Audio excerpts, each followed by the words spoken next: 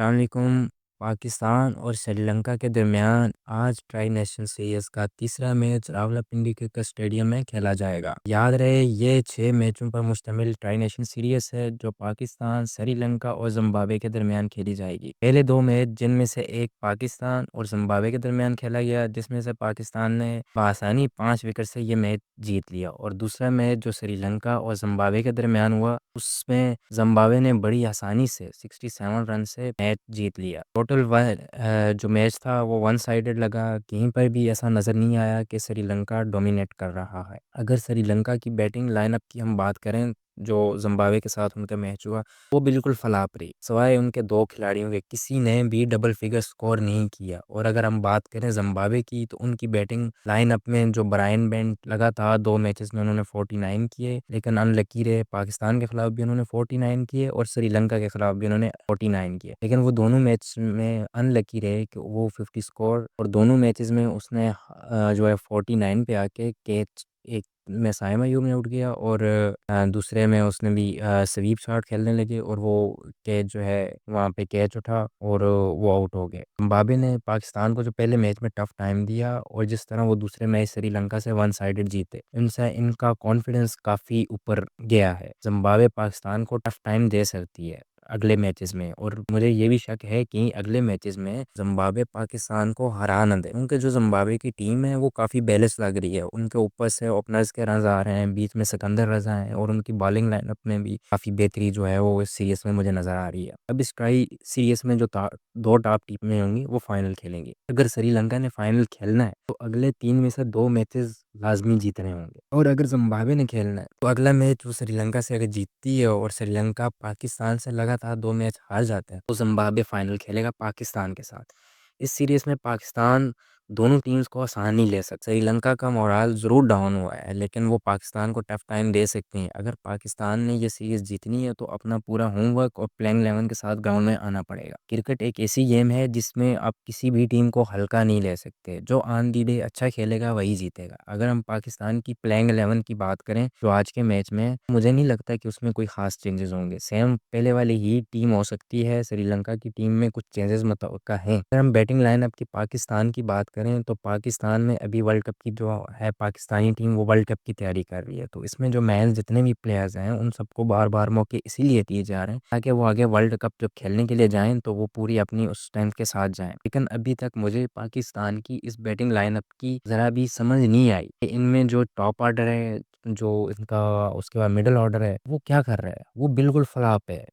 अभी हम अगर साइम अयूब पे बात करें, साइम अयूब अभी तक सिर्फ 50 इनिंग्स खेल चुके हैं, 50 इनिंग्स, और उनमें 10 बार वो सिर्फ 0 पर आउट हुए हैं, लेकिन फिर भी उनको टीम में मसलसल मौके दिए जा रहे हैं। अगर हम उनको टीम में हम उनकी T20 में बतौर बैटर्स स्टेट्स की बात करें तो अभी तक 50 इनिंग्स में उनके 983 स्कोर है, 983 स्कोर हैं उनके 50 इनिंग्स में, और सिर्फ उनका 20 का एवरेज है और स्ट्राइक रेट 134 का है, और सिर्फ 550 है। 50 मैचेस में सिर्फ 550 है। उनका जो हाईएस्ट 98 है साउथ अफ्रीका के खिलाफ है, और वो भी आता है लूजिंग काज में आता है। अगर उनके हम विनिंग काज की बात करें तो T20 में उन्होंने 515 बॉल पे 693 रन ऐसे किए हैं जो उनके विनिंग काज में आए हैं, जबकि अगर हम लूजिंग काज की बात करें तो 290 रन उन्होंने 219 बॉल्स पे किए हैं, और वो आए उनके लूजिंग काज में। अगर हम इन दोनों का हम स्ट्राइक रेट देखें, विनिंग काज और लूजिंग काज का, तकरीबन सेम सेम आता है। 134 का स्ट्राइक रेट आता है वो विनिंग काज में, और 132 का आता है लूजिंग काज में। जो साइम में वो बिल्कुल भी, आप ये जो चार्ट देख रहे हैं आपके सामने, ये चार्ट आपको नज़र आ रहा है स्क्रीन पे, इस पर आप पिछले उसके जितने भी उसने 52 मैच खेले हैं तफसील है साइम अयूब की,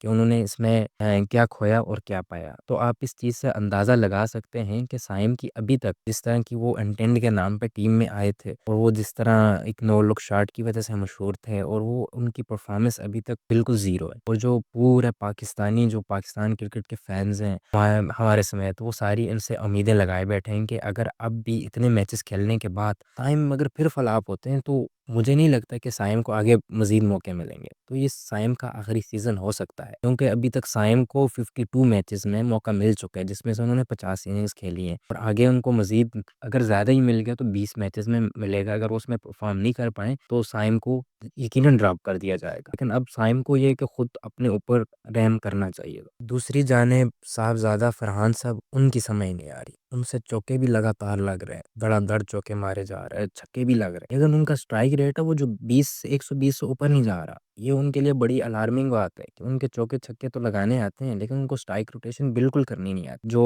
अगर हम एशिया कप में की बात करें तो उन्होंने जो बुमराह को छक्के लगाए थे, उसके बाद वो लोगों के दरमियान में एक वही तस्वीर बैठ गई है, लोगों के जहनों में वो एक ही तस्वीर बैठ गई है और वो हीरो बन चुके। लेकिन अभी जो जब आगे वाले मैच आ रहे हैं तो लोगों को नज़र आ रहा है कि जो साहबज़ादा फरहान साहब हैं कि उनसे चौके तो लग रहे हैं, ठीक है, लेकिन एक चौके के बाद वो 5 बॉल डॉट्स कर देते हैं, एक छक्के के बाद वो अगला 8-10 बॉलें डॉट कर देते हैं। तो उनकी जो है अगर उन्होंने 20 रन्स किए हैं तो उसमें उनके 3-4 चौके होते हैं, ठीक है, तो वो 18 बॉल्स पे होते हैं। अब 4 चौके 16 रन्स हो गए, तो इस तरह हम निकालते जाएँ तो उनका भी जो है ना परफॉर्मेंस बिल्कुल ज़ीरो है अभी तक। एक एवरेज जो प्लेयर होता है उससे भी कम है। अभी तक अगर हम साहबज़ादा फरहान साहब की मैं बात करें तो 31 मैच खेल चुके हैं और सिर्फ़ उनके 682 रन हैं और 22 का एवरेज है, जबकि स्ट्राइक रेट सिर्फ़ 123 का है। ये एक बेसिक एवरेज प्लेयर के भी स्टैट्स नहीं हो सकते। साहबज़ादा साहब को अपने ऊपर काम करना पड़ेगा इससे पहले कि देर हो जाए। मुझे ये जो कोचिंग माइंडसेट है जो इनके इर्द-गिर्द घूम रहे हैं, मुझे इनकी नहीं समझ आ रही। वो क्यों नहीं बता रहे कि भाई स्ट्राइक रोटेशन भी किसी चीज़ का नाम है,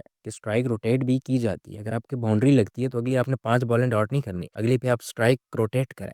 अभी तक जो इनकी एवरेज है डॉट बॉल की इसकी सबसे ज़्यादा है। मेरे ख्याल में 37% एवरेज है साहबज़ादा फरहान की, जो इन्होंने बॉलें डॉट्स करते हैं। बाकी अगर हम बात करें बाबर आजम की तो वो पिछले मैच में डक पर आउट हुए। बाबर को यकीनन अब ये बताना पड़ेगा कि जो टीम में वो अगर सीनियर प्लेयर हैं तो उनका रोल क्या है, वरना उनकी दोबारा छुट्टी मुतवक्का है। इसलिए बाबर को खुद को बेहतर करने का अभी चांस है और वर्ल्ड कप भी अभी सर पर है। वर्ल्ड कप में बाबर की परफॉर्मेंस जो है वो पाकिस्तान के लिए नहायत ही अहमियत की अमल होगी। तो अगर हम इसके बाद सलमान अली आगा की बात करें तो सलमान अली आगा के तो बात करनी ही नहीं हमने, क्योंकि उनका तो अल्लाह ही हाफ़िज़ है। पता नहीं किस बेस पर उनको कप्तान बनाया गया और कहाँ से पाकिस्तान क्रिकेट को ऐसे-ऐसे नमूने मिल जाते। सलमान अली आगा को टेस्ट और वनडे क्रिकेट ही सूट करती है, वो जाकर खेले। उसको टी20 में पता नहीं किस बेस पे लगाया गया। 113 का उसका स्ट्राइक रेट है और उसके आपके सामने स्टेट्स हैं। वो आज तक कोई एक ऐसा मैच कप्तानी में छोड़ के, और उनके भी अभी 35-30 प्लस मैचेस हैं, उनमें से कोई एक ऐसा मैच जो सलमान अली आगा ने टी20 का जिताया हो, कोई भी ऐसा आपको नहीं मिलेगा। कोई भी एक ऐसा मैच नहीं मिलेगा। और अगर हम फ़खर ज़मान की बात करें तो उनको नया रोल दिया गया टीम में। वो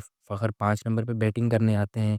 पिछले मैच में उन्होंने बड़ी ज़बरदस्त पारी खेली थी, 32 बॉल पे 44 रन्स बनाए थे। तो पाकिस्तानी टीम में इस वक़्त आप जितनी भी देखें, आप एक आपको फ़खर ही नज़र आएगा जो किसी भी नंबर पे बैटिंग कर सकता है, और जो बेहतरीन हिटर्स है वो इस वक़्त फ़खर ही है। अगर फ़खर इस नंबर पे सही सूट कर गया तो यकीनन वो पाकिस्तानी टीम के लिए बड़े बेहतरीन रहेंगे एज़ ए मैच फिनिशर के तौर पर। अब अगर टीम में हम ऐसा कोई प्लेयर नहीं जिसका, अगर हम टीम के जो ये प्लेयर्स हैं इन पे बात करें तो इसमें ऐसा कोई प्लेयर्स नहीं है। टीम के अंदर ऐसा कोई भी प्लेयर नहीं है जिसके पास एक्सपीरियंस ना हो। टॉप 5 खिलाड़ी जो हैं, बाबर और फ़खर के 100 प्लस मैचेज़ हैं, साइम के 50 प्लस और आगा और फरहान के 30 प्लस मैचेज़ हैं। अब बहुत ज़्यादा एक्सपेरिमेंट हो चुके हैं। जितने पाकिस्तान क्रिकेट बोर्ड ने एक्सपेरिमेंट करने थे, वो कर चुका है। अब आती है बारी इनकी कि हमने कैसे पाकिस्तान को जो पाकिस्तान को है मैच जिताना है। ये पाकिस्तानी सीरीज़ अगर जीत भी जाता है ये वाली सीरीज़, तो ये इनके सामने देखें कौन-सी टीम है, ज़िम्बाब्वे, श्रीलंका बी टीम है। तो ये सीरीज़ किसी खाते में नहीं आएगी। तो वो पाकिस्तान के लिए, लेकिन अभी ये है कि पाकिस्तान टीम को एक मौका मिल गया वर्ल्ड कप में जाने से पहले कि वो अपने जितने भी लड़के हैं उनको आज़मा सके कि किसको बेंच करना और किसको खिलाना है। जो असल इम्तिहान है वो अब शुरू होना है माइकी हसन साहब का, जो इनके कोच हैं। उन्हें ये देखना होगा कि उनका गेम प्लान क्या है एंड वर्ल्ड कप में वो किस तरह वो जाने के लिए तैयार है।